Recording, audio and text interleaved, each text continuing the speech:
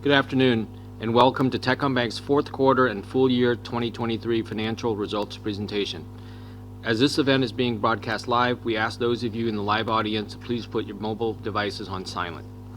Jens Lottner, CEO, will begin with opening remarks, and Alex McCare, CFO, will share more details of the financial results and business updates, followed by a questions and answers session. Jens and Alex will present in English with live Vietnamese translation available via separate link. As usual, there will be another call in Vietnamese tomorrow for retail investors. Today's presentation and Q&A will last about 90 minutes. With that, I'll turn it over to Jens to begin the presentation. So good afternoon, everyone. Probably a little bit of a belated and Happy New Year, and thanks for joining. What we are doing today, as usual, we will actually go through the fourth quarter, but also probably take a look at the overall year and 2023. And then Alex will go into a little bit more detail about the overall and about the overall results.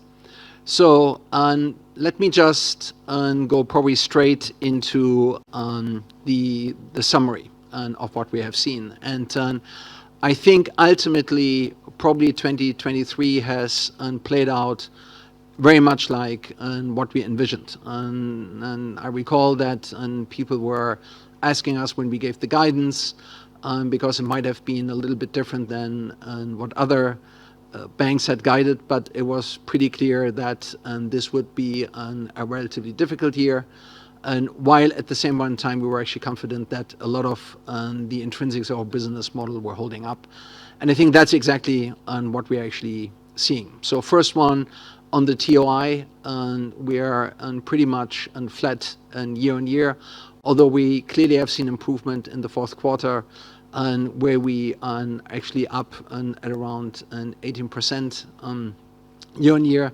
So a lot of NII expanded, but also NFI expanded. And while we are still seeing only first signs of recovery on the investment banking and bancassurance side, at the same point in time, we clearly see that some of our other fee engines are actually working very well. And that's why TOI was actually still coming in pretty flat. And that despite the fact that we actually, as we had said during the entire year 2023, did some flexible pricing policy, which shifted some of our revenues into coming quarters. And PBT stands at around 23 trillion, and 22.9 to be exact. We had guided at the AGM 22, so we're a little bit ahead of that. Again, mostly driven out of very robust NFI income, while also operating and costs were under control. Risk costs were a little bit higher, but again, as planned and as expected at this point in time in the business cycle. Return on assets still at 2.4%, probably amongst the highest in the industry, and ROE somewhat lower, but again, that also has to do with the fact that we are running a much higher CAR ratio than a lot of the industry peers. CASA, we had talked about it, that we worked quite a bit in order to make sure that these numbers were getting up again, because that is one of our key areas of competitive advantage and low cost of funds. So we've seen the uptick, and so we're getting close to 40%, and it's the third quarter in a row where actually these numbers are going up. I think we had some extraordinary effects at the last quarter because of some corporate banking deposits, but what you're also seeing is that actually retail deposits continue to grow, and I think that's just the impact or the consequence of a lot of activities we had described over the last couple of analyst presentations. And again, I think probably we'll go a little bit deeper into that either during Alex's presentation or during the Q&A. NPLs are at a very comfortable level for us, 1.2. That's roughly what we guided. We said it would be going up, but already we see it's coming down from the third quarter. which just probably talks about some of the recovery and overall and in the market, but also because we manage actually the NPLs and also quite straightforward. And if we see also that some of the loans are actually non-recoverable, we also do the write-offs consequently. CAR stands at 14.4%, a little bit lower than what we had beforehand. Some of that is actually just due to the fact that we had a massive still increase of credit, and especially in the last quarter. So, and as we start retaining earnings, we will actually see that this number gets back into the kind of comfortable 14 to 15% range, and which we're envisioning. But again, we will probably also talk about this a little bit more in the context of Alex's presentation. So overall, I think the year was as expected, and I think we are seeing, and we're pretty much aligned with what we've seen in terms of the robustness of our business model. And as we will also see, and as we guide for 2024, and you will also see that we believe that these business models continue to thrive, and therefore that we believe actually 2024 will look stronger than 23. And with that having said, let me hand it over to Alex, so that he can give us a little bit more of the details. Alex. Thanks, Jens, and good afternoon, everyone. So we'll have a look first at the macroeconomic environment. So full year GDP stood at 5.0%, which is the range, within the range we estimated. The growth in the fourth quarter only was 6.7%, which compares to 5.5% recorded in the third quarter. So the economy is clearly gaining momentum. Manufacturing PMI, on the other hand, has declined slightly and remained below 50 at 48.2. Overall, demands, I think, is clearly remaining subdued. The rise in input costs is weighing on industry's margins. Firms, however, are still optimistic about 2024, and they are maintaining their production capacity in anticipation of recovery in market conditions.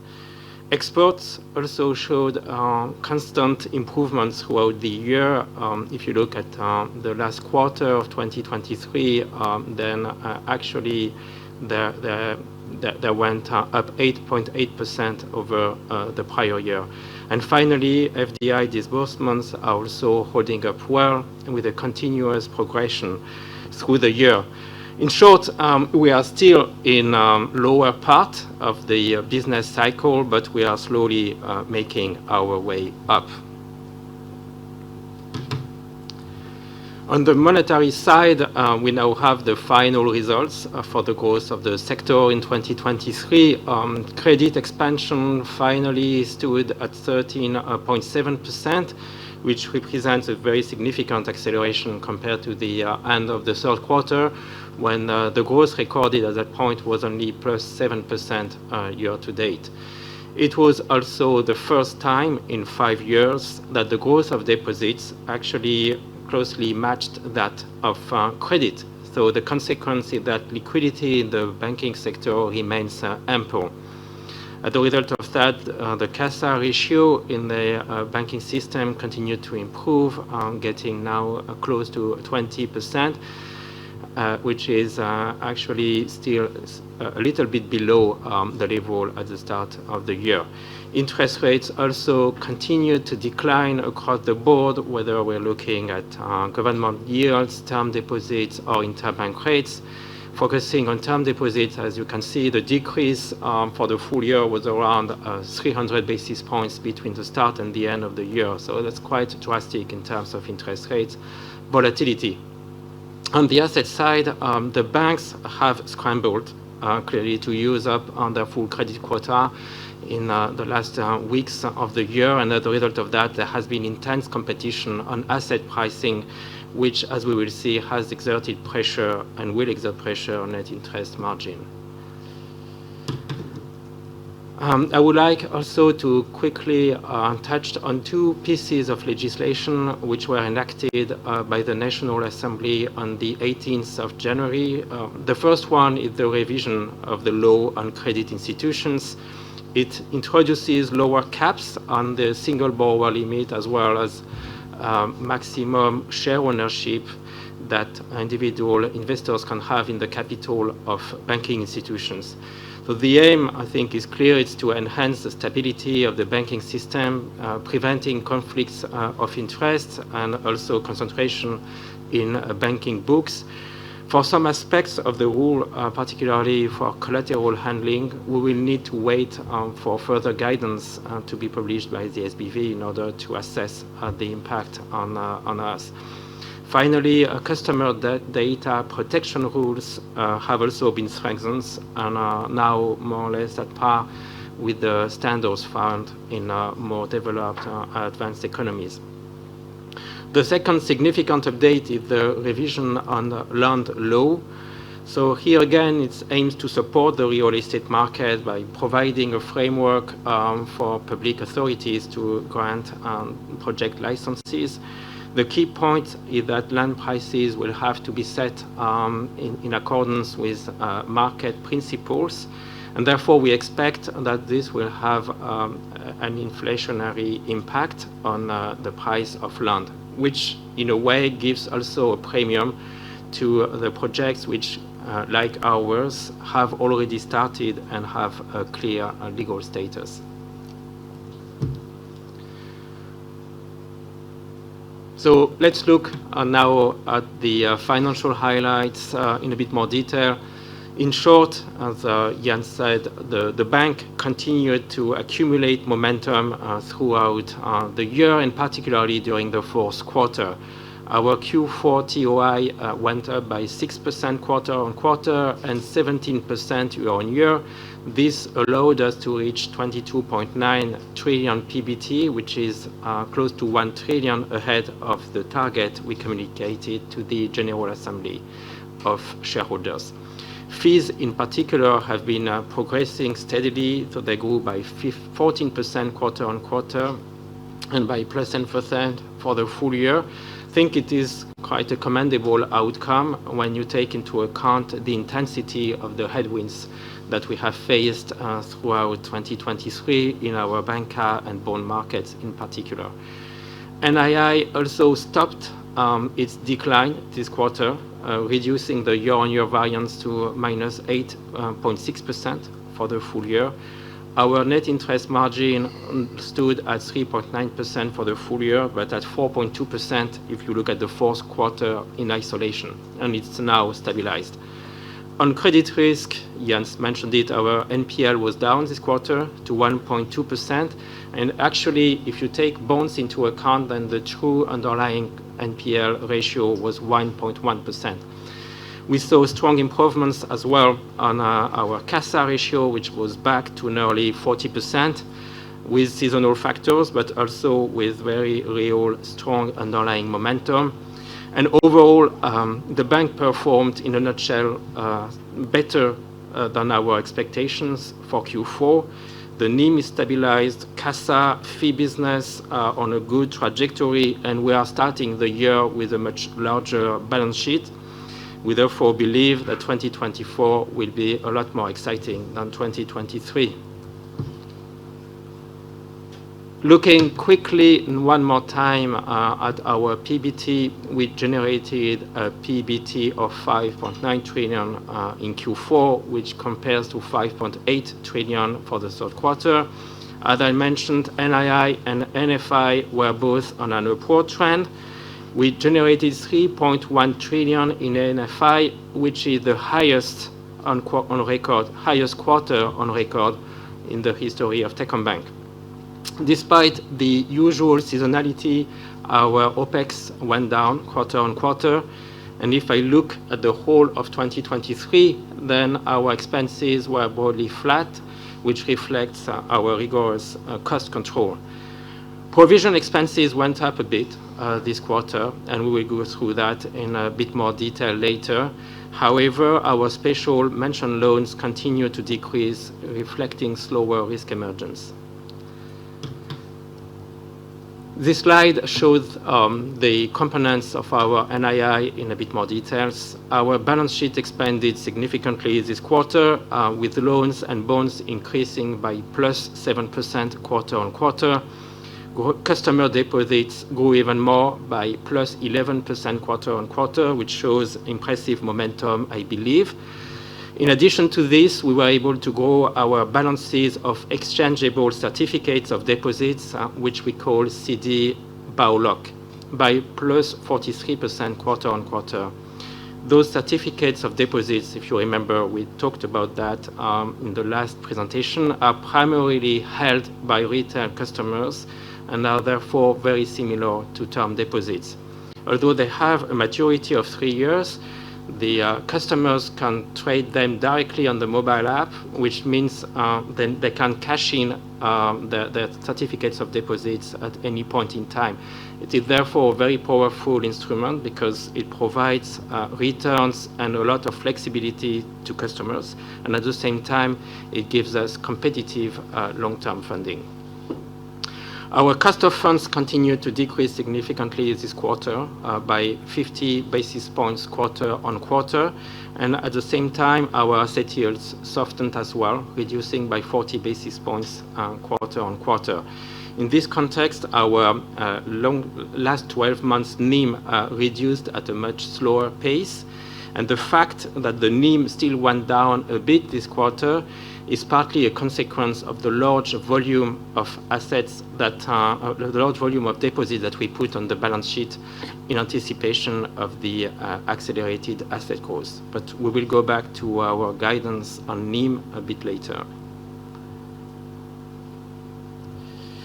We will now look at lending balances. So at a consolidated level, our credit balances increased plus 7% quarter on quarter, I mentioned that, but also 22% year on year, which positions us among the leaders in the market. We were pleased to see our retail and SME lending growing again quite meaningfully this quarter by plus 5% and plus 10% respectively quarter on quarter. As in previous quarter, there was also a substantial contribution from our wholesale banking books. A clear reason was the timing of the credit quota granted by the Central Bank of Vietnam.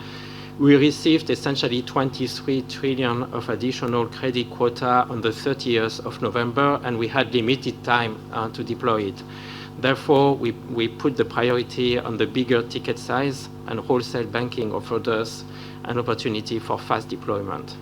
But the chart on the right-hand side of this slide shows that a lot of the new assets written were relatively short-term, which means that we will have the opportunity in the coming months to redeploy these assets into our sectors of priority. As you know, we changed our organization from the 1st of January. We merged the business banking and wholesale banking division into a new entity called Corporate and Institutional Banking Group. So this integration essentially will enhance our capacity to develop a sector-based strategy and to grow in the value chains and sectors that we prioritize. In parallel, we moved emerging SME and micro SME customers to the retail bank, which will allow us to fully leverage the synergies in terms of network as well as digital capabilities. And one last comment on the average credit yield. You see that it started going down a bit this quarter, right, from 9.7% to 9.4%. So this reflects the reality of the rates that we are seeing in the market at the moment and the intense competition between banks. This is another slide on credit exposures. So like other banks, we continue to see strong demand from RECOM customers across our wholesale as well as business banking divisions. And in this context, the growth of our recom books in 2023 reflect primarily the funding needs of the projects in our portfolio given their maturity stage. All these projects, as you know, have clear legal titles and robust economic value, which means that the construction is therefore progressing, and therefore we need to continue to extend funding to these projects. But overall, the recom sector represented 70% of our corporate exposures at the end of 2023, which compares to 73% at the end of 2022. As I mentioned earlier, we were pleased to see our retail loans increasing by 5% quarter on quarter. So this allows me also to say, to have a few comments about the real estate sector. We saw essentially robust demand for mortgages, particularly secondary mortgages, in the second half of the year. The market for residential properties continued to warm up quite significantly in the fourth quarter, particularly in the two areas of Hanoi and Ho Chi Minh, where we have most of our credit exposures. The prices for primary properties were supported by a historically low level of new units supplied and a high absorption rate of close to 100%, if not more. So we are seeing a similar pattern as well on the secondary market, with prices stabilizing in Ho Chi Minh City and continuing to increase steadily in Hanoi. So I think essentially investors acknowledge that the low interest rates that we are seeing now will not last forever, and they probably make the same assessment as we do, that there is a structural imbalance in this market between supply and demand, which means prices are going to continue to be supported by this gap between supply and demand. So investors, in a nutshell, are coming back to the market, and we are seeing also a lot of interest from overseas investors, with major M&A deals closed in recent months. Overall transaction volumes for apartments were up 60% in the second half of the year versus the first half in Hanoi and Ho Chi Minh, and therefore, for us, the market is poised for further momentum in 2024. Now, a quick focus on deposits. As you know, the key highlight this quarter is the accelerated expansion of our CASA balances, up 32% quarter on quarter. As a result, we were able to get back to 40% CASA ratio. There are several drivers behind this performance. The abundant liquidity in the banking system clearly played a role, as well as the usual seasonality, and Jens alluded to that, particularly for corporates, as they look to finish the year with a strong and liquid balance sheet.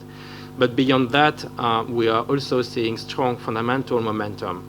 For corporate customers, beyond the temporary seasonality, it seems that our value chain approach allowed us to capture an increasing share of the cash flows in their ecosystems, and this is essentially good news. For retail customers, their CASA grew by 15% during the quarter, so we saw returning liquidity and the investment flows growing again very meaningfully across all asset classes, from equities to bonds to real estate. We made a lot of improvements as well this quarter on our apps, on features, as well as interface, and this allowed our digital banking transactions to increase by 50% between the first quarter of the year and the last quarter of the year. And finally, we acquired 2.6 million new customers during the year, and they contributed around 7 trillion to the growth in CASA. So with lower rates, a growing share of CASA, our average deposit rate quite logically went down by a further 60 basis points this quarter.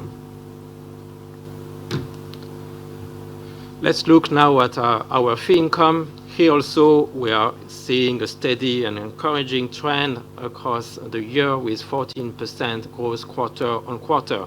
For retail customers, this growth reached actually plus 30% for private and priority customers, and even plus 38% for our Inspire customers. So this is really impressive momentum. We are increasingly seeing the benefits of the investments made in our customer engagement platforms. If I take the example of private and priority customers, then our newly deployed customer relationship management systems allowed us to proactively reach out to customers in a timely and effective manner, and then discuss with them about the rebalancing of their investment portfolio. And for the other segments where engagement relies more on the digital app, then we have also been able to accumulate more insights on our customers and target our offerings more effectively, resulting in a significant increase in the number of customers qualifying for our branded tiers, Priority and Inspire, and also a significant uptick in the volume of transactions, particularly for cards. Another highlight, obviously, is the continued improvement of our banca business. We finished number one in the banca market for 4 consecutive months in 2023. For corporate customers, we continue to see impressive traction. I think the numbers speak for themselves in trade-related services, reflecting again here the investment that we made in our global transaction services platform. Overall, Techcombank continues to drive more fee income than any other bank in Vietnam, whatever the size, which also explains why our return on asset is also leading the industry. Turning now to OPEX, so we put a lot of focus in 2023 on cost control, and I believe the results speak for themselves. Staff costs incurred in run-the-bank activities were kept broadly flat year on year. Premises and equipment costs went down by 6%, while marketing costs decreased even more by 29%, driven by efficiency improvements as well as lower activity in market-intensive activities, marketing-intensive businesses like banca.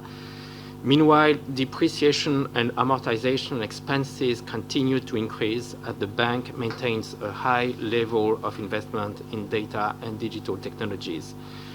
Overall, despite a very competitive compensation policy, staff costs represent now less than 50% of the bank's cost base, reflecting the increased efficiency gains enabled by the investments made in our data and digital platforms. Let's look now at asset quality. First, a key highlight, I guess, is the fact that our NPL went down this quarter in terms of overall balances as well as percentage of our credit exposures, with a ratio of 1.19% at 31st of December 2023.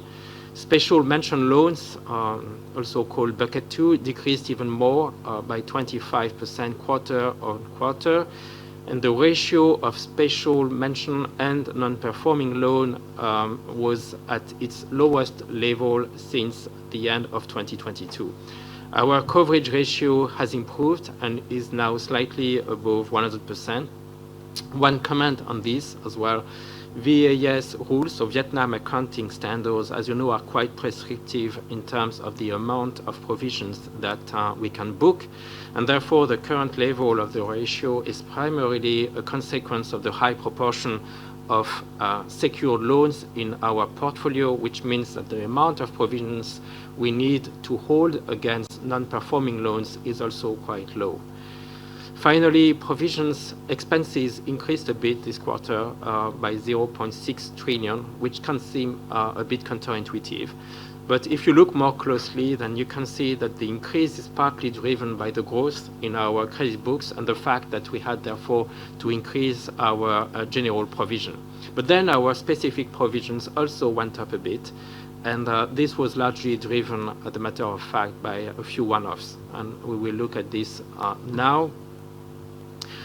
So these slides provide more details on the quarter-on-quarter variance in our credit costs and in our NPL and special mention balances. As you can see, the increase in specific provisions was largely driven by proactive provisioning, particularly in respect of collateral recognition, but also implementation of Circular 2. With regard to special mention loans in Bucket 2, then the total of upgraded and collected assets was broadly equal to the new Bucket 2 formation, which suggests actually a stabilization of delinquency rates. Most of the new delinquency was driven by our SME books and by the growth and maturation of our credit card portfolios. Finally, our NPL balances went down, driven by upgrades, write-off, as well as collections. Like in the previous quarter, I'm also providing some additional insights into the health of our credit books. As you can see, the position remains strong across the board. LTV is comfortably below 60%. The percentage of receivable over total credit assets is stable. And then, as we have a bit more assets in the shorter duration, you can see that the 8% to 10% CI rate bucket expanded a bit this quarter. Last but not least, capital and liquidity. Though our CAR capital adequacy ratio remained extremely strong at 14.4%, it went slightly down this quarter as a consequence of the large volume of new assets booked in the very last weeks of the year.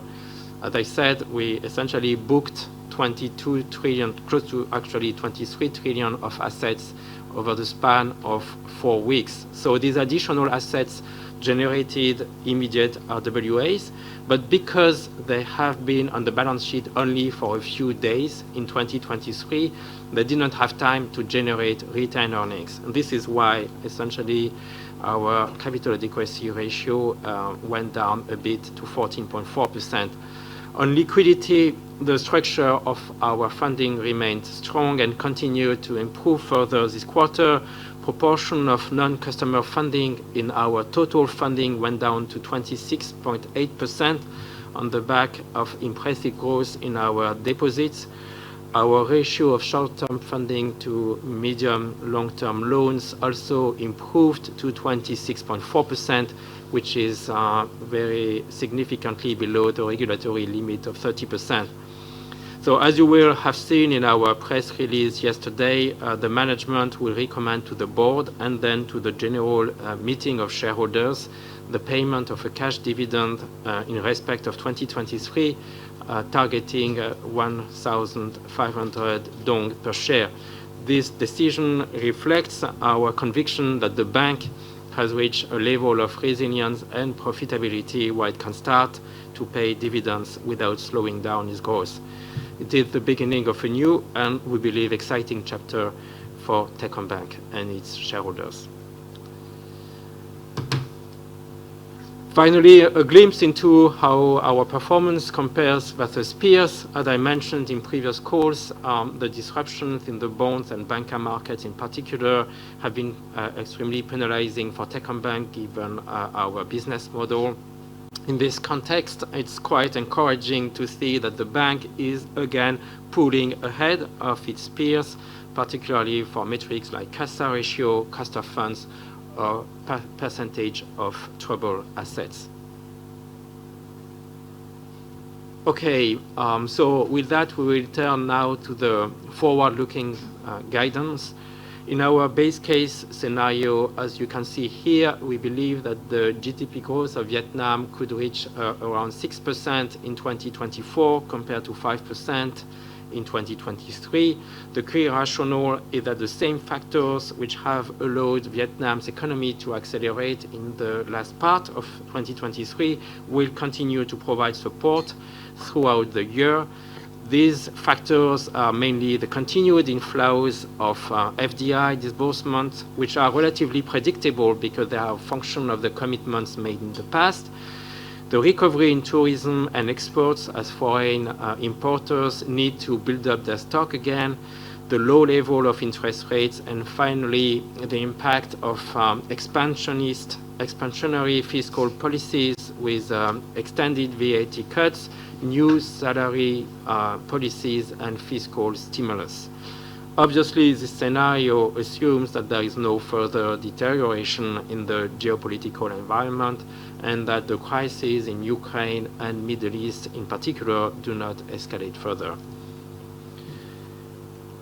As we start a new year, we thought we should also touch briefly on our business priorities for 2024. The direction remains largely unchanged. What will change is that we will look to significantly dial up the pace of deployment. Our number one priority, which is CASA, we will look to ride on the momentum built in the last 6 months with new and excited offerings, auto-earning, an innovative auto-sweeping mechanism to help customers maximize the return on their deposits, T-Pay, our payment ecosystem that we will look to continue to build out, and the lead-of-class collection proposition for merchants, allowing us to continue to expand our market share in this strategic segment. Second key priority, the diversification of our credit portfolios. We will push ahead with Smart Credit, our digital platform for unsecured lending origination. In order to accelerate our expansion outside of RECOM, we will roll out new integrated offerings combining supply chain financing and dynamic discounting to optimize liquidity within an integrated value chain. And finally, we will focus our effort on winning main operating accounts at scale. We will launch a compelling loyalty and reward program, new and exclusive wealth solutions, a unique cash and liquidity management proposition for corporate customers, an integrated CVP for business owners with omnibus credit lines. It's a lot. We believe that it will be an exciting year for the retail and corporate customers of Techcombank. With that, let's look at our updated guidance for 2024. As usual, credit growth will be in line with the credit quota received from the SBV, and we will believe that we will continue to receive a disproportionately higher share of the credit quota. Cost of funds should keep decreasing and NIM should improve, although the improvement, as I mentioned, will be moderate due to the impact of the intense pricing competition that we are seeing among banks. In this context, we expect NII to grow again double-digit in 2024.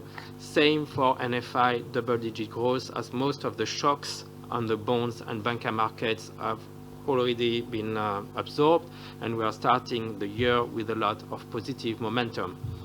For CASA ratio, we will look first to preserve the high mark reached at the end of 2023, but then we will look to also grow again, keeping inside the 50% target that we have for the end of 2025. For cost-income ratio, we will aim to continue to manage the bank towards the same level as today, between 30 and 35% cost-income ratio. Same for NPL, which at the end of 2024 should remain in the same ballpark as today. And finally, our credit costs should go down a bit compared to 2023, at least in terms of percentage of TOI. So with that, we believe that the bank is in a much stronger position, as you understand, at the start of this year. Even if small speed bumps are always possible, our troubled assets are under control. CASA ratio is back to 40%. Bond and banker market disruptions have already been absorbed, and the environment is now mostly supportive, with the exception maybe from the asset pricing competition. Therefore, as long as the economy remains on this trajectory, we believe we have a robust path toward achieving double-digit growth in TOI and PBT in 2024. So if you add on top of that the prospect of first-time cash dividend payment and new and innovative propositions, then we believe that there is a lot to be excited about in 2024 for the customers and for the shareholders of Techcombank alike. Thank you. And with that, we will hand it over now to presenters, Mindo, for the Q&A session. Thanks, Alex and Jens. We will now go directly into the Q&A session. The first question is for Jens on CASA.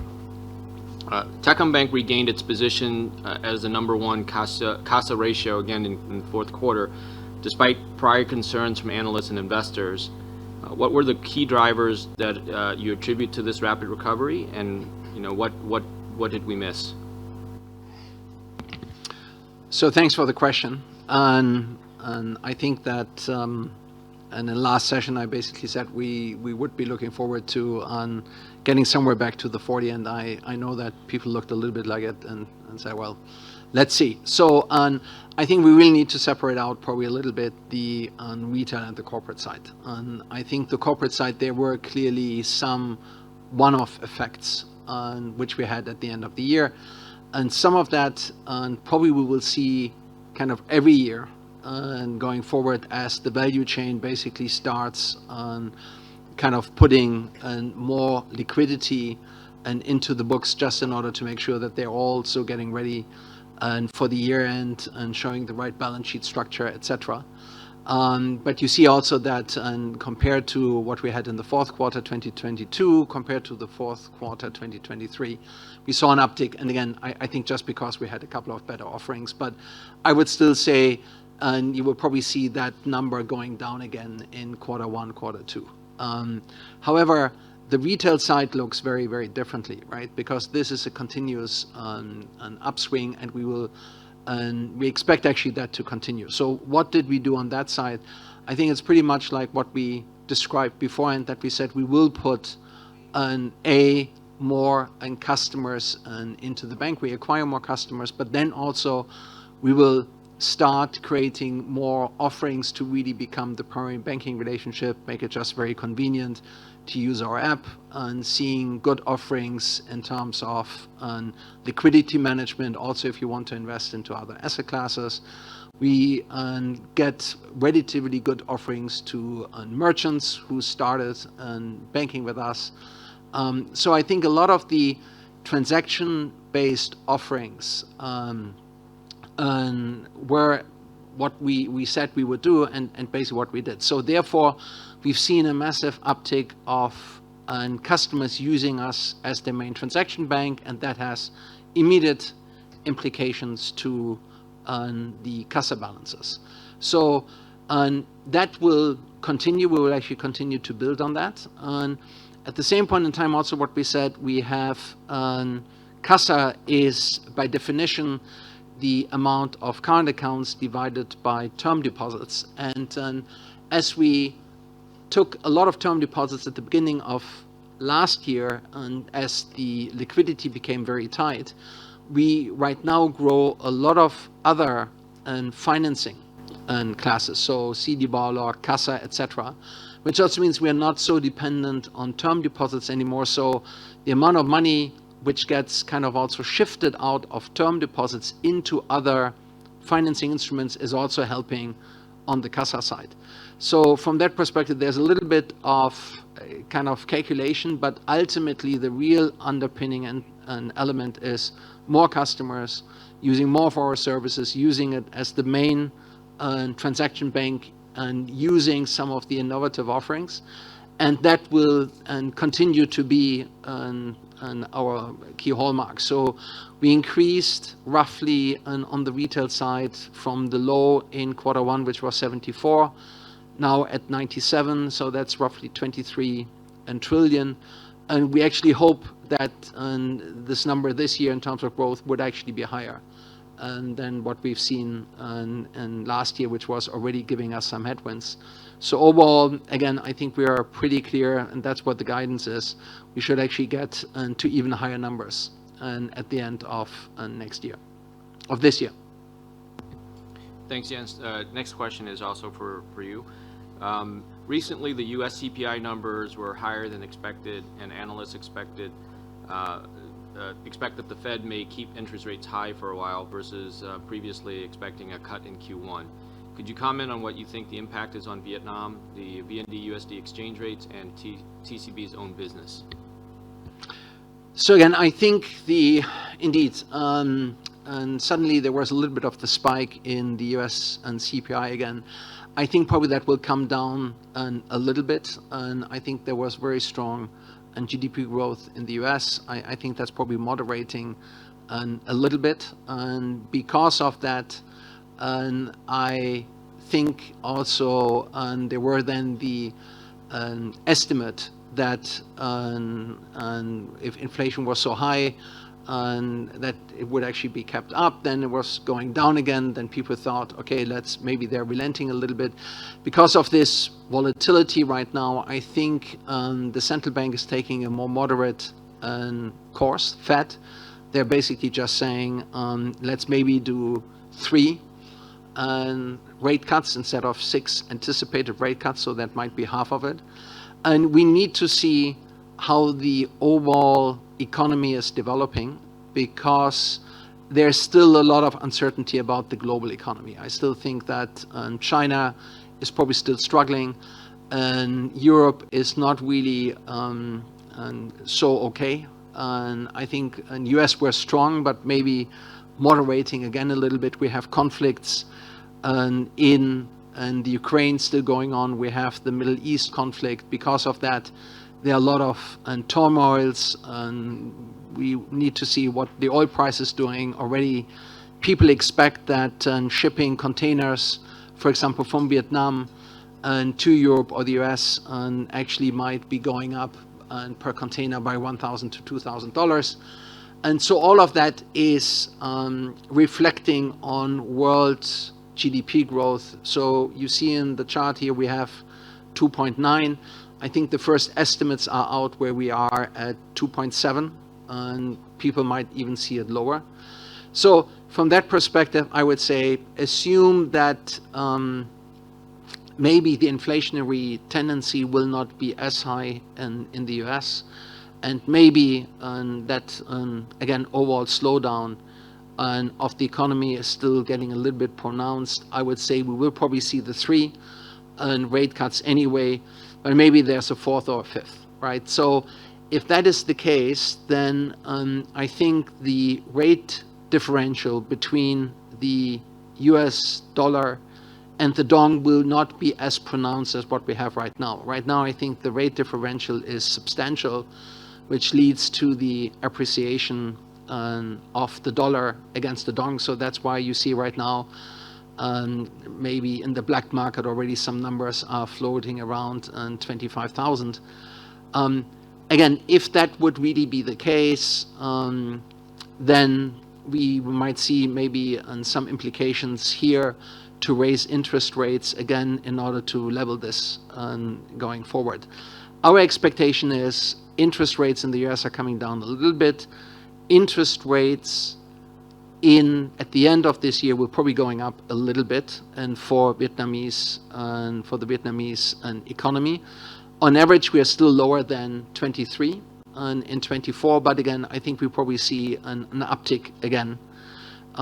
So if that's the case, then hopefully there will not be too much upward pressure on the US dollar, and that means we can still actually maintain the current policy of monetary policy as well as fiscal policy, which would be potentially a little bit more difficult otherwise if this rate differential increases and we have continuous appreciation pressure on the US dollar.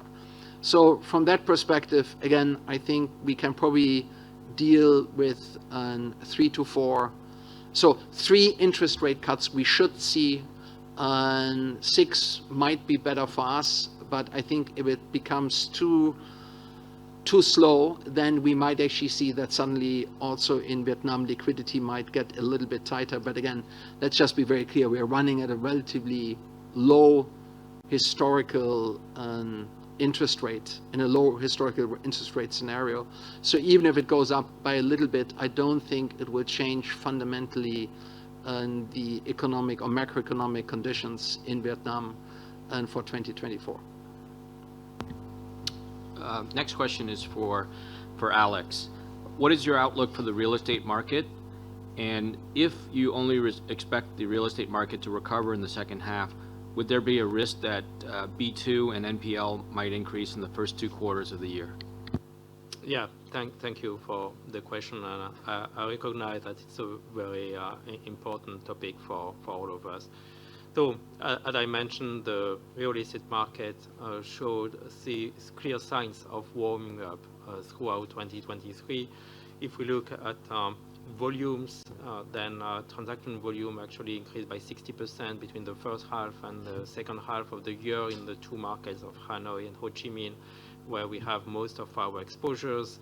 Reports show that the transaction prices have stabilized in Ho Chi Minh City and are on a continued uptrend in Hanoi.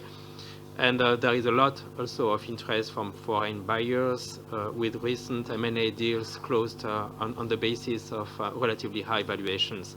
So going forward, we believe that there are several factors which will continue to support this momentum. The supply of new units, first, is at a 10-year low, actually, and has never been so low in the last 10 years.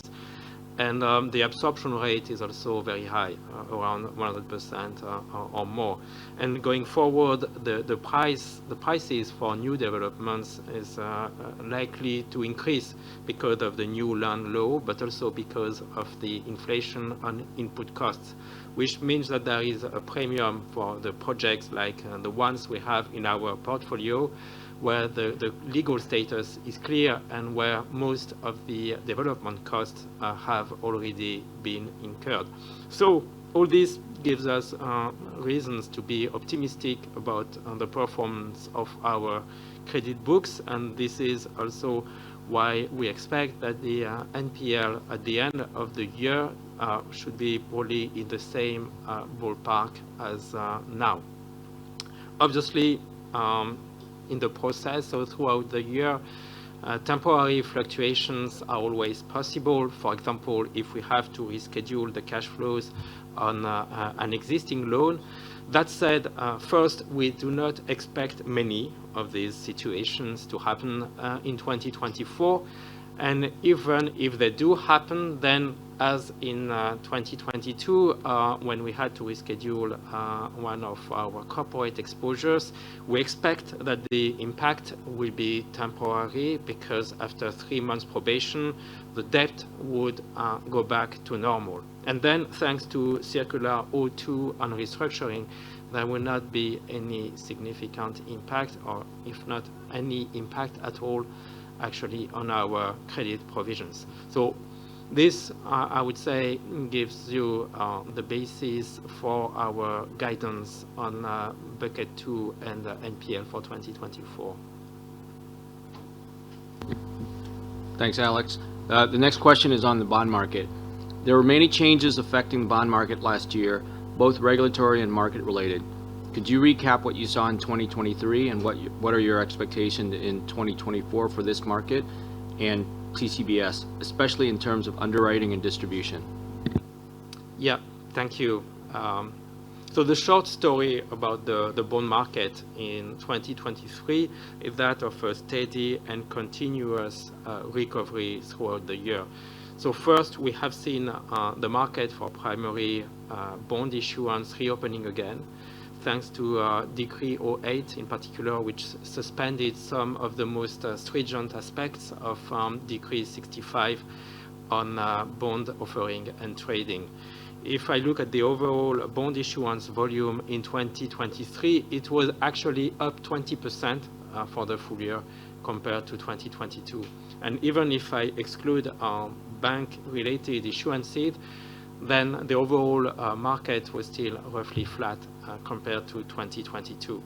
And now if I look at primary bond distribution and focusing on Techcombank, then what we have seen is that the volumes distributed have gone one way, up through the year. We started the year in January with volumes in primary bond distribution of around 0.8 trillion, and then we ended the year in December at 6.7 trillion per month.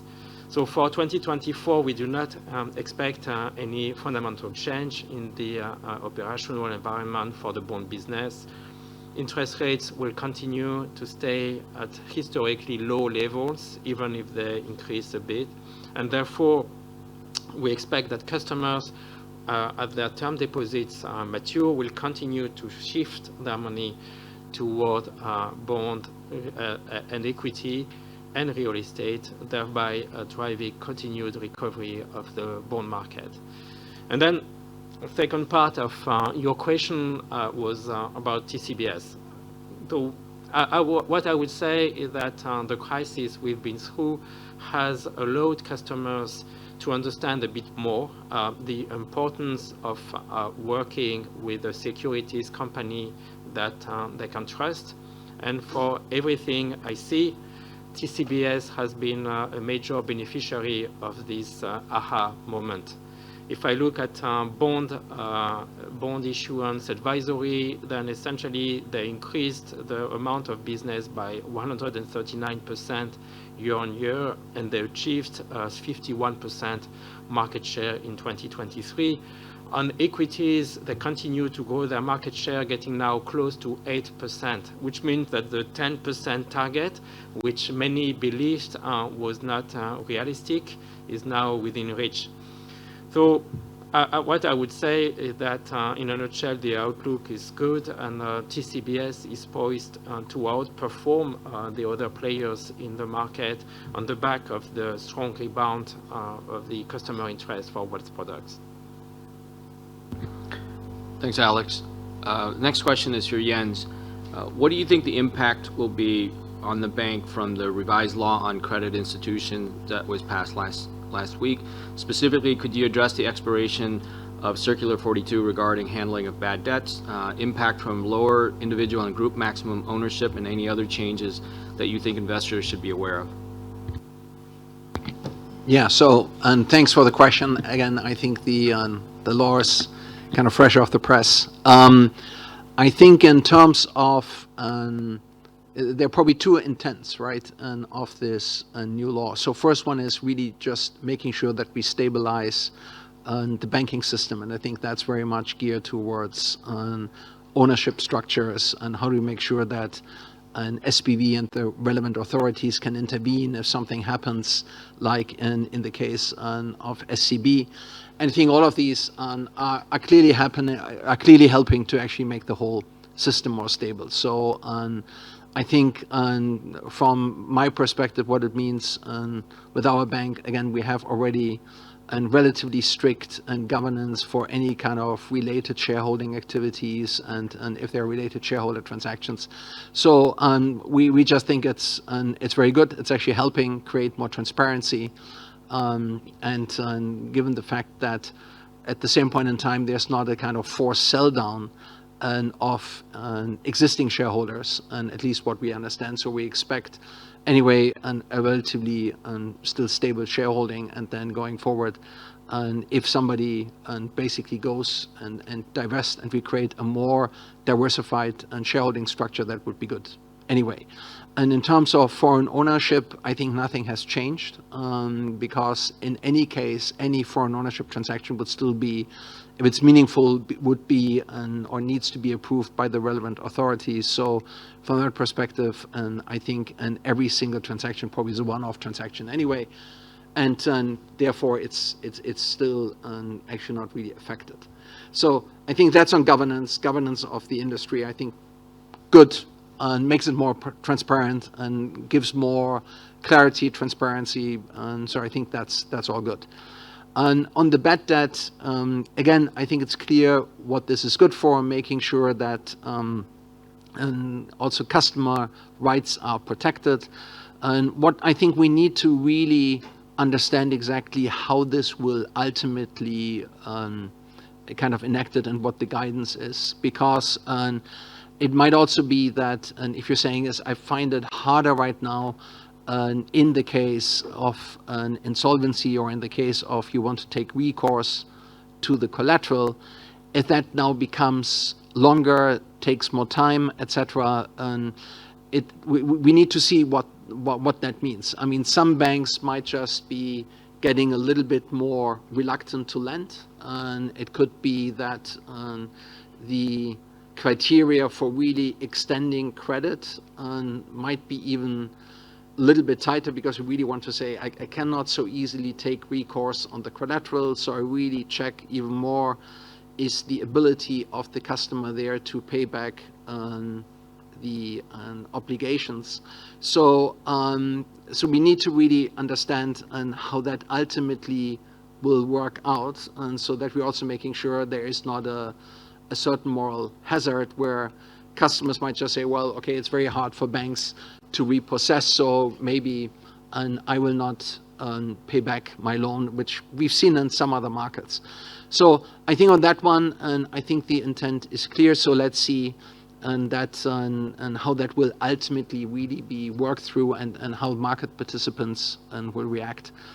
The last one is on data collection. Again, I think it just clarified that, of course, banks also need to comply with personal data protection laws, etc., which again is for us no problem at all, because we already changed everything, and we are in a lot of compliance with all of these regulations, and did this already for a long period of time. So I think that is not any big change. So therefore, I would say no change on the data side. I think a step forward clearly on governance, and we need to probably understand a little bit more what that means on the bad debt and collection and bad debt handling side, in order to understand what the real impact is on the behaviors of market participants.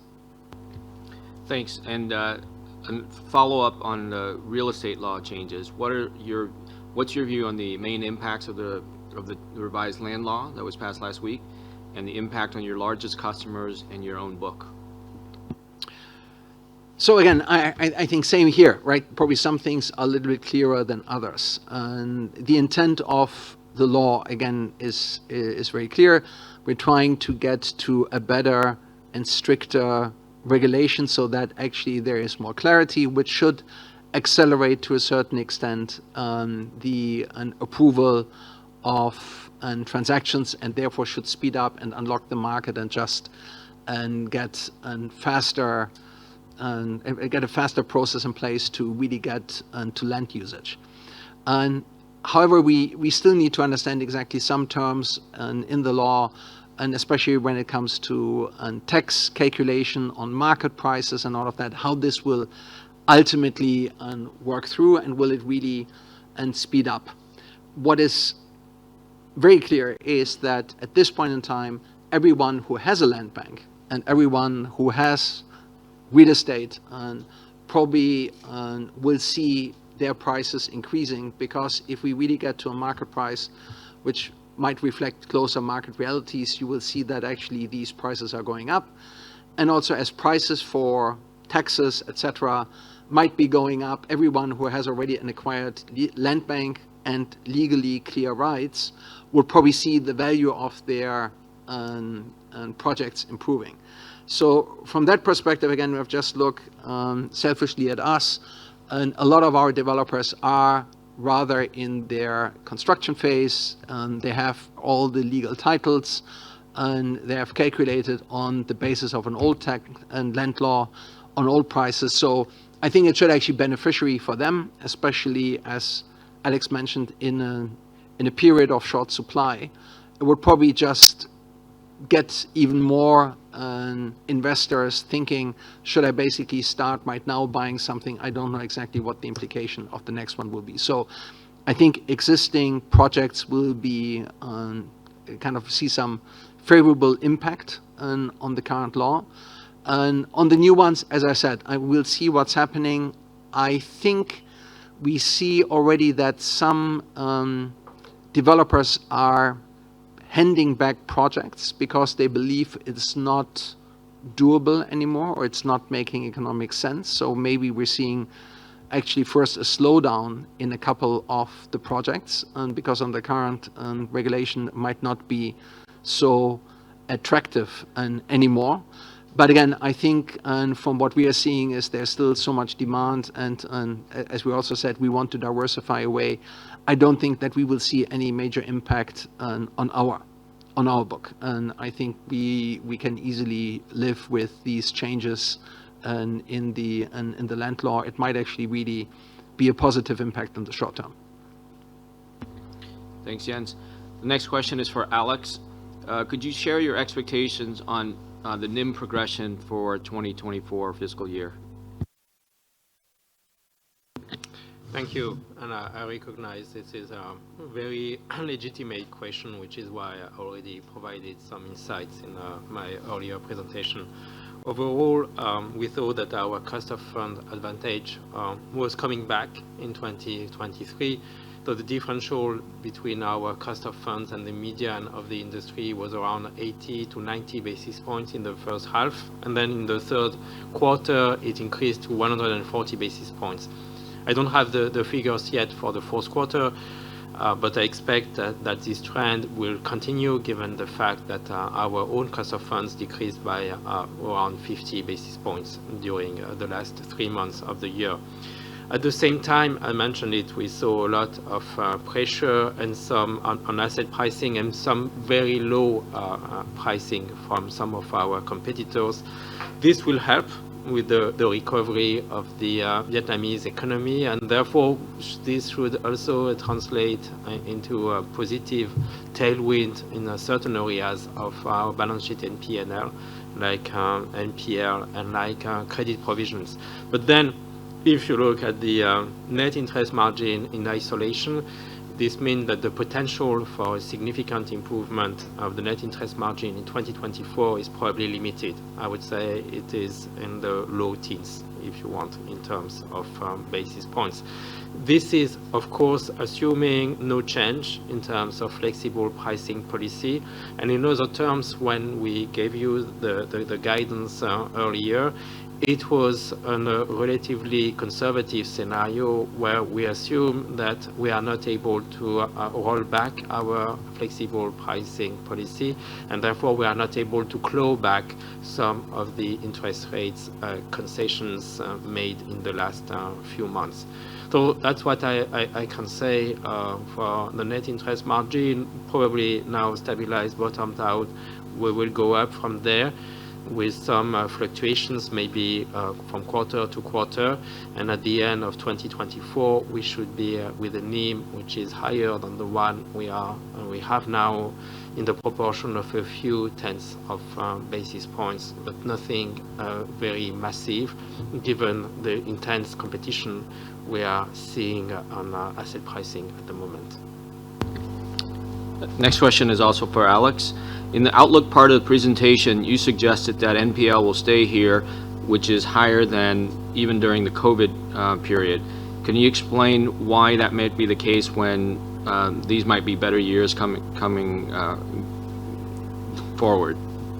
Yeah, thank you. A fair question. All right. I think if you take a step back, then actually what you can see that we are making our way out of a period of very significant and systemic increase in the cost of risk. To put things in perspective, the SBV, according to the reports published by SBV, then the average cost of risk in the banking sector increased from around 2% in the last quarter of 2022 to 4.9% at the end of September 23, right? And that's actually for the NPL ratio. So we therefore need, I believe, to remain cautious in our forecast. The bank's asset quality, as you have seen, is clearly within risk appetite. It's actually a bit better than what we anticipated, and it's also in line with the full year 23 projections that we could make on the basis of the special mention and NPL in our book. I think we have shared a lot of data with you today and in our financial statements, which will allow you to make your own projections for our cost of risk. Despite increases in 2023, TCB's NPL is among the lowest in the industry, and if you look at the sum of the NPL and special mention, then it is also among the most the highest performing banks in the sector. For 2024, we maintain our guidance on that the NPL should remain in the same ballpark as now, with the possibility, as I mentioned, of temporary fluctuations. with very limited impacts to the P&L. Thanks. Next question is also for Alex. Overall, the market saw relatively weak credit demand in most of 2023, and yet Techcombank still grew its full 19% of the credit growth given it by the SPV. Which sectors and which customer segments drove this? Yeah, thanks. So I mentioned that already during the presentation.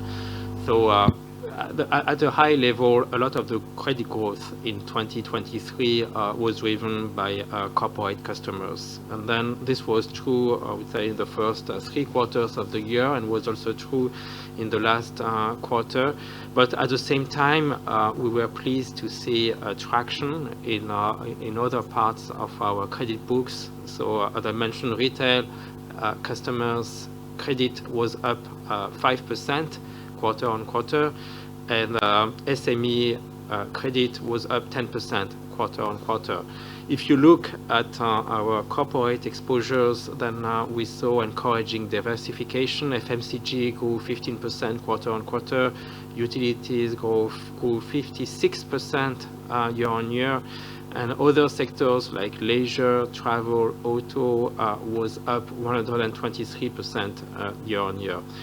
For 2024, we maintain our strategic stance, which is to keep diversifying our credit portfolio while managing our risk allocation in a way which maximizes the risk-adjusted return on capital. This means that we would not abstain from temporarily growing in the RECOM sector if we see opportunity for good return at relatively low risk components. However, our medium-term direction remains unchanged, which is to grow in other sectors and reduce the proportion of RECOM sector in our overall credit portfolios.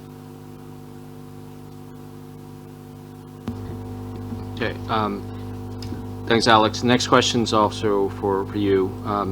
Your CAR dropped below your target of 15% in the fourth quarter. Could you help us understand the reason for that, and what is the expectation for the rest of 2024 and beyond? Yeah, thank you. So in the last few years, I think Techcombank has stood out in the market as being the bank with the highest capital adequacy ratio, at least among peers.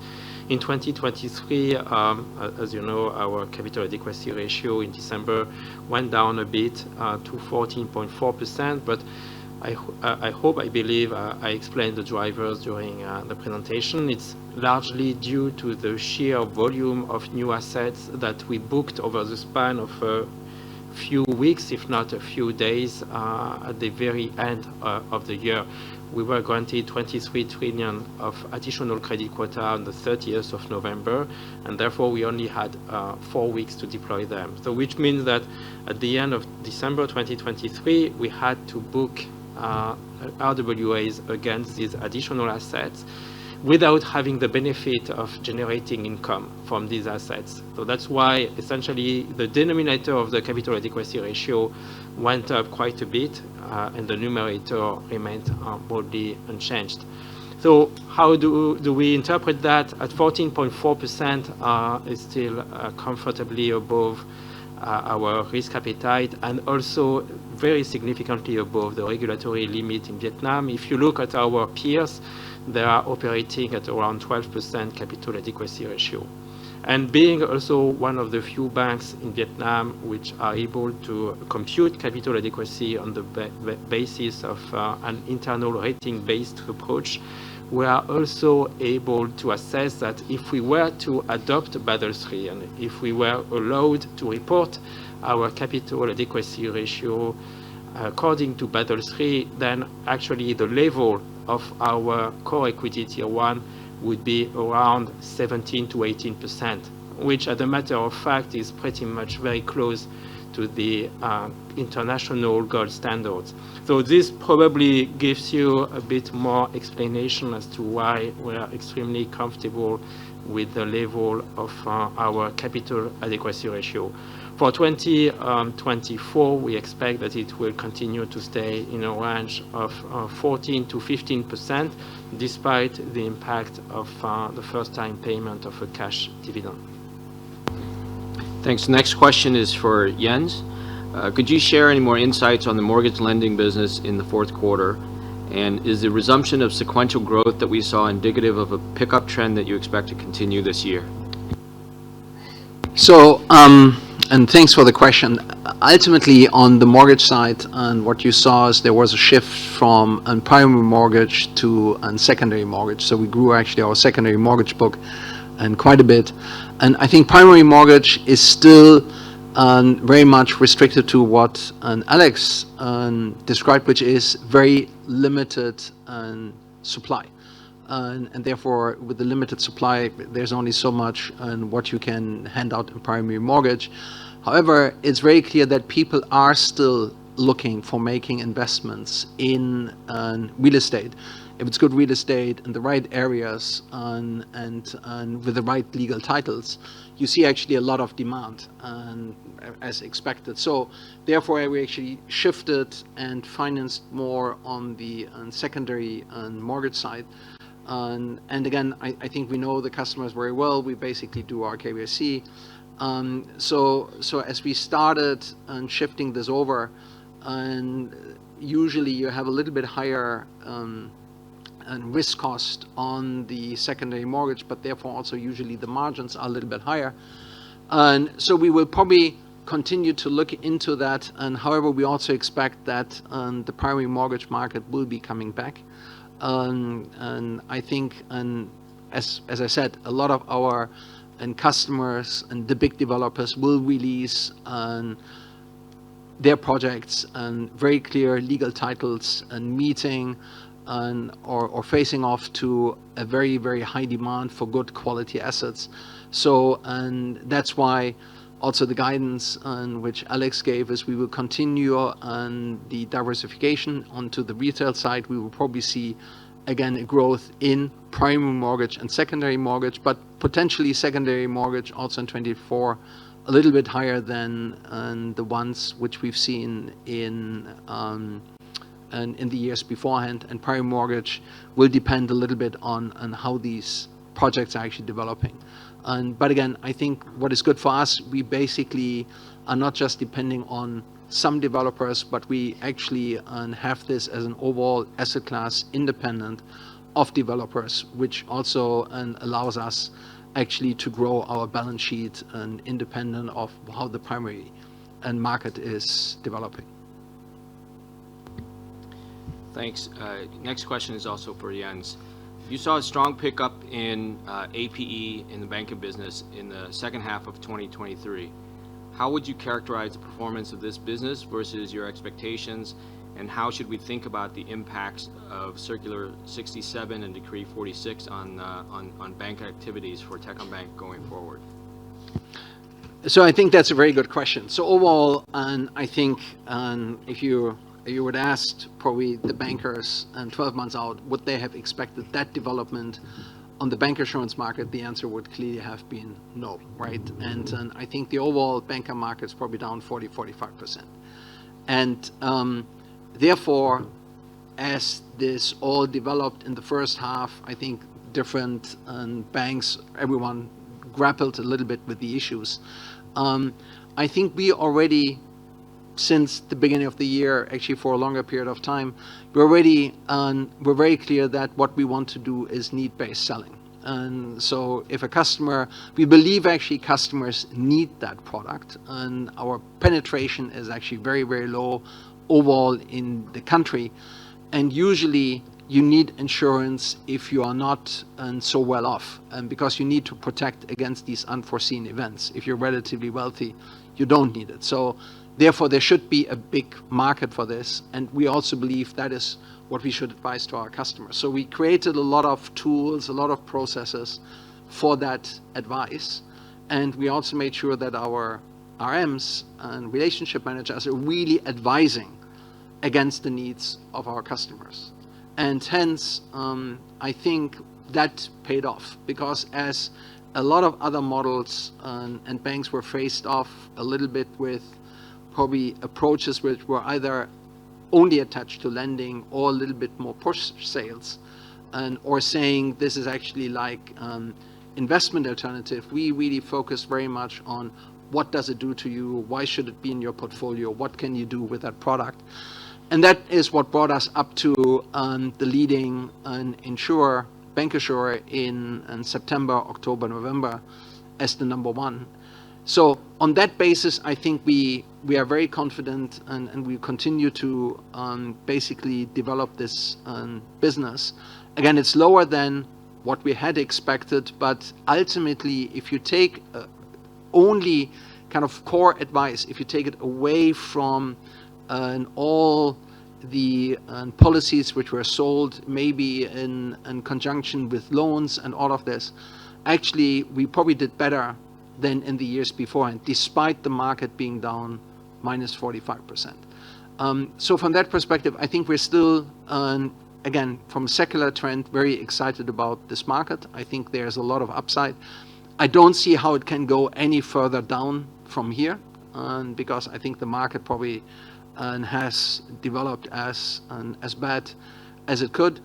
The regulation should give some more confidence to customers that banks are doing the right things. And the demands and the requirements are very much in line with what we are doing anyway. So again, I think it's not changing or impacting in any shape or form our business model. So we will just continue to do what we're doing.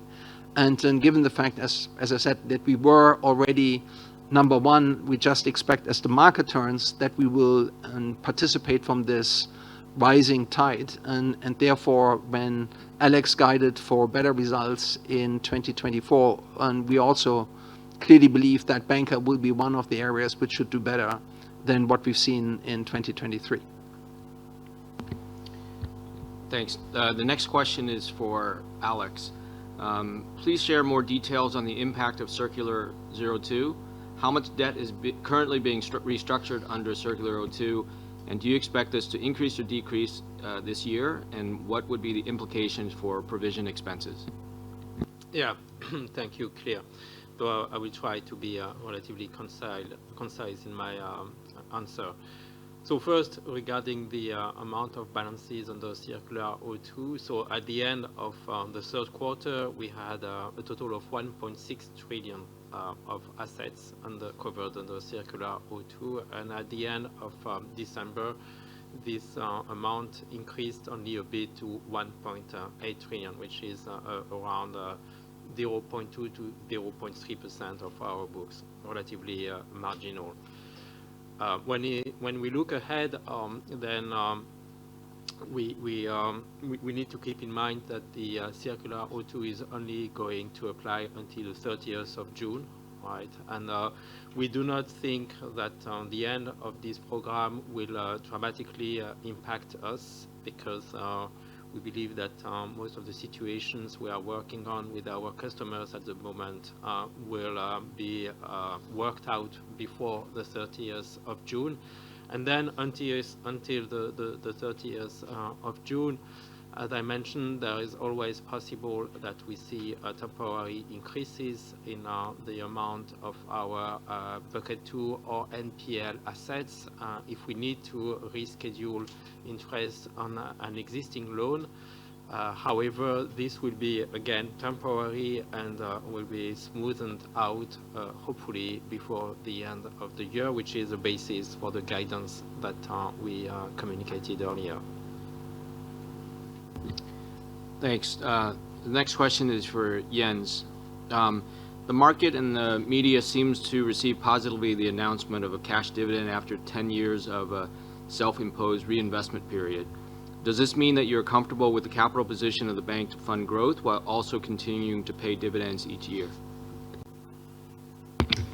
So yeah, I think as expected, probably this thing made a little bit the headlines. So let me again be also clear what we're doing, what we're intending to do, because I think one thing we as a bank really try to do very hard is to provide concrete guidance, and so that people can actually take the right decisions, and we're not trying to be too bullish or too bearish. And again, I think in 10 or in kind of the same like what we did this year, where we're very clear at the beginning what we would do and what we would not do. And I think maybe some of that right now, how it's presented in the press, and might be a little bit misleading. So let me be very clear. And so first one is, we knew that we were looking at our capital strategy after the 10-year moratorium of not paying dividend was coming to an end last year. And of course, it's always easier to basically saying we're not paying dividend to what exactly will we do going forward, and independent of any, if you don't know exactly what will be the circumstances 10 years and going forward.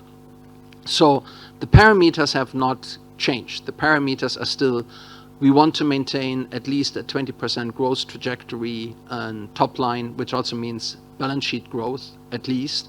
And if we expect that is roughly what is granted by the central bank. And again, last year our RWA basically grow roughly at this level. This year it was, and last year it was 22%, 2022 a little bit lower. But again, we still plan for a 20% growth trajectory. And we still plan for an around 14 to 15% CAR ratio. And whatever is in that, whatever we can do, if that leads to too much capital, to too much capital inefficiency, then we would do indeed and kind of dividend measures, capital measures.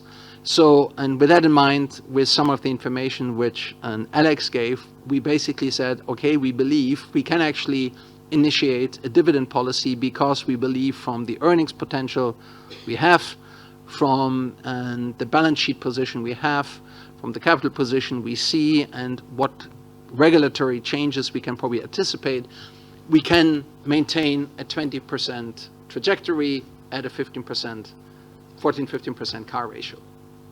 And therefore, we will start looking into that dividend policy. And again, I think what we're proposing is initiating this policy with what you have read in the press. However, it's very clear that it's a board prerogative to formulate what exactly is the 10-year strategy. And again, I think that is what we will be putting towards the AGM and what the board will distribute. And again, we will see, are they saying it's 20%, 15%, how they are thinking about it. Because, again, they want to be clear that they want to formulate something which is sustainable. And sustainable really means what we can promise for a long term in a market which still is a high growth market, where there might be M&A opportunities, etc., which from time to time might even necessitate that you actually probably raise capital, etc., etc. So that's why I think right now the ones which we have outlined right now and what we have described is probably a path, right, which around this we might be able to sustain. But how exactly the AGM and the board will articulate that next policy is really up to them. And again, what is important is the parameters are described, as well as giving something to shareholders which gives them decision certainty for not just 1 year or for 3 months in order to make a short-term deal, but a 5 to 10 year investment horizon, because that's what we are mostly interested in. So therefore, and what you read in the press is exactly what we said. We start with the 20% roughly looking at 20% of the profit, looking roughly into a 4 to 5% yield. But again, and that is what we will propose for 2024. And then at the AGM, which is in April, and there will be further details given by the board and what will be proposed to the shareholders. And so I just want to make sure that we are really keeping this together and that we're having the right context and understanding of that policy. But again, it is meant holistic, sustainable dividend policy, but the exact description you will see over the next couple of months. Thanks. We have time for one more question. This is for Jens. TCBS had a very good 2023 despite initial concerns over its leading position in the bond market, where there were headwinds last year. Given its value contribution to the bank, could you help us understand how you will position TCBS in the bank's overall strategy, perhaps beyond its bond business? So again, I think we said we want to be one of the leading wealth managers, if not the leading wealth management bank in the country. And if you already look into all the asset classes in the amount of customer relationships we have in the affluent segment and in the mass affluent segment, I think it's fair to say that we are probably the largest wealth manager. TCBS, and we also said this, that coming out of the crisis, we probably will see a separation between who really is providing sustainable, good advice and where are maybe some players who might find it a little bit harder to create sustainable value propositions. So for us, TCBS, for certain product areas, bonds, equities, is a key enabler of that strategy. And I think they've done very, very well. And what we're seeing right now is, as some are going out of the bond market, we actually see that our market share in primary bond issuance, but also in holding bonds, dealing bonds, is actually increasing. And that's exactly what we expected to happen. Now, if we think about wealth management, it is really from mortgages to bonds to equities to more hybrid instruments. And we're very clear that TCBS will actually lead the market in creating some of these capabilities. And for us, we really don't care if a customer comes in because they want a credit card or because they want to open up a transaction account, they want to have a mortgage, or they're opening up an equity account. We really want to make sure that we're dealing with them in full. And therefore, TCBS is an integral part of our value proposition, and they've done very, very well. So their market share right now on the equity side is probably around 80%, and some of the primary bond issuance this year is probably 55%. And they have just passed around their first 1 million benchmark in terms of customers and customer accounts. So again, I think they will start complementing the other elements of the bank in terms of value proposition on the wealth side, and really make sure that we actually have this as holistic as it can get. And because of that, they are probably the most profitable securities company right now in the market. And if we would just basically take their valuation on a standalone basis, you would probably already see how much value they have created. But given the fact that it's only part of the overall value of that business, because a lot of the other ones are sitting with the bank, you see actually the value potential of really pushing that wealth management business. So they are leading very much the capital market side. They're leading very much on kind of advisory tools, on portfolio management, and also on the technology side. The bank will then use very much mortgages, and deposit products, bank assurance, and together, and we will reinforce that wealth management proposition. But therefore, we're actually very, very happy with what they've done last year. And I think the development is exactly what we thought we would see, which is separation and flight to quality. That is what we're having right now. So therefore, again, coming back to what Alex presented, IB is on the recovery, but we should see an even stronger performance in 2024, same like in banker. Thank you, Jens and Alex. This concludes the 2023 fourth quarter and full year financial results presentation. The presentation and replay link will be posted on the IR section of the website soon. Please contact the IR team for any additional questions. We wish you a happy and prosperous Lunar New Year and look forward to speaking to you again in 3 months.